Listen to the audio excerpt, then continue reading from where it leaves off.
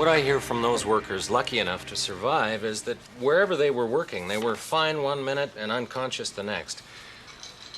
The human body is like a sponge for gases. And it doesn't matter how big or strong you are. And in many accidents, when a passerby has the presence of mind to phone for help, it's usually too late. So planning on being rescued is obviously not the solution. What can be done to prevent these accidents and injuries? Well, it's really quite simple. You develop a standard set of procedures which you follow, and you provide education and training for the workers. Here are the basic principles which you must follow before working in any confined space. The procedures for your particular workplace will be more detailed. Before entering any confined space, ensure that the surrounding area is free from hazards. Test the atmosphere before you enter a confined space. It's essential that you take samples at various levels throughout the space.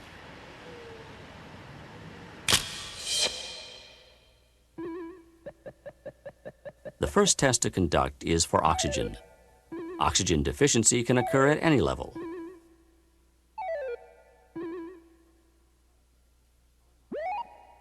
Some gases, such as hydrogen sulfide, are heavier than air and could settle on the bottom of the confined space.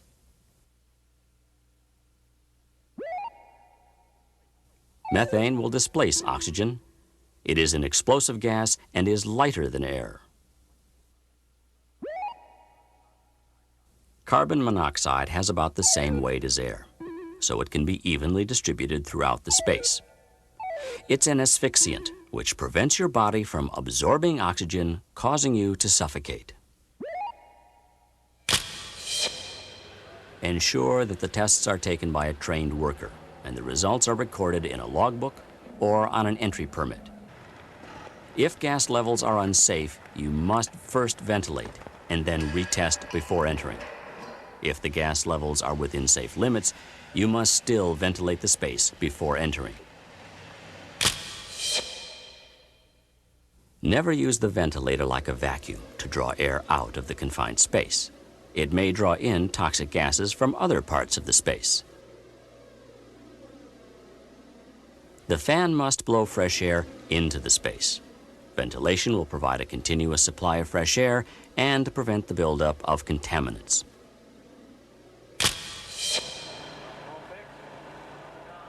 While workers are in the confined space, ensure that there is a worker on watch who can summon a rescue crew in case of emergency or is capable and equipped to conduct a rescue.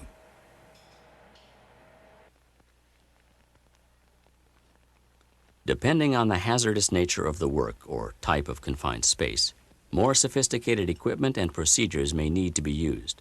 For instance, workers may need to use a harness or lifeline attached to a tripod and wear a continuous gas monitor. There are even situations where a worker may have to wear a self-contained breathing apparatus.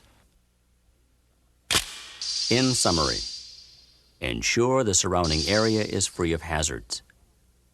Test the atmosphere inside the confined space. Ventilate the confined space. And finally, ensure that a man watch has been initiated and emergency procedures have been established.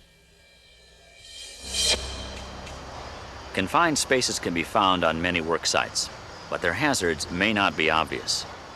Preparation and testing are your only defenses against this potential killer. The danger is real, but by following established work procedures, most confined space tragedies can be prevented.